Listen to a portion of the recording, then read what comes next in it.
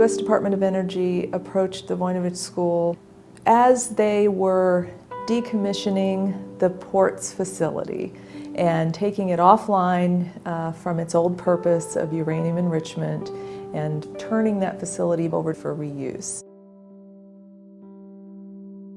They knew that they needed a partner in the region who knew the region and who could provide community outreach to hear what the community thought that the reuse of the facility should be. I was involved in the helping design and implement the initial community outreach portion of the Port's Future project. You can do community outreach with adults pretty easily, but it's very difficult to get students, K-12 students, engaged in these kinds of things. It's a project that has a lot of potential for communication to the public as well as inspiring students to go on into a certain career that they may not have otherwise even knew existed. Okay, cool. So, yeah, I guess you should just break into groups, but first let me give these back to you. So, non-rad folks, sorry, no offense with the name.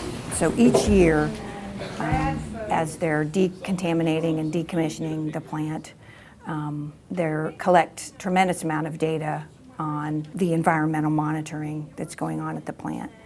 And that's all compiled into what's called an annual site environmental report.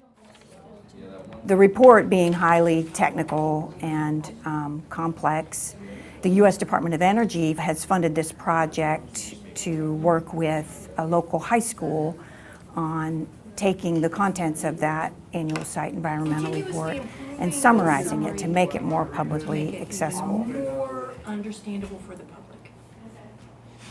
We mailed out like 300 of these last year. So there's two main goals of this project.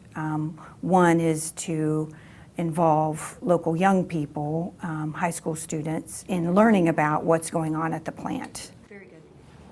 What does the cleanup involve, and what potential future opportunities might exist for them at the plant. And then the second goal is to produce a summary report of the contents of that full ASER report in order to provide that information to the public in a more accessible way. I think the students writing this professional document allows them to see how the group process to put together such a big project like this, how they can cooperate and work together. Okay, does that work? Yep. Awesome. We went to Lake Hope and we got to do environmental groundwater monitoring, and they showed us the fishes and the different bugs, and we got to see the pH levels of the creek, and that was really exciting and a different experience for us.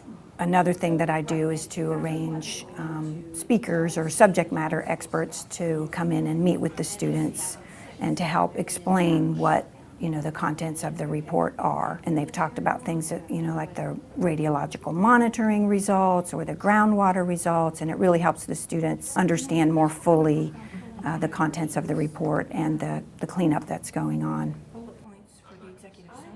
They have an appreciation for the environment in general and their role in the environment.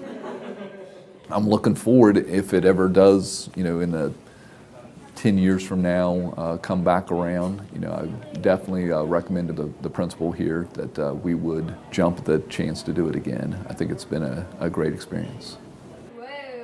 We've also had the nice little side outcome of the two different high schools have both offered environmental science for the first time.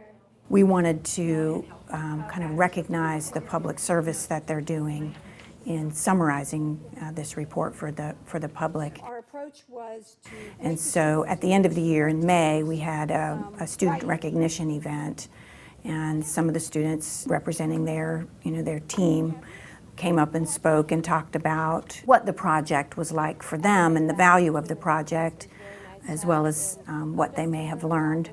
But anyway, what you guys have done in putting this stuff into terms everybody can understand is, it's a really valuable thing. The other thing I'll say is you guys have taken on a lot of responsibility too, because now you are experts in the site. And so when people come and ask... Now that it's offline, maybe our young people know less about the plant. It's also scaled down on the number of people employed there.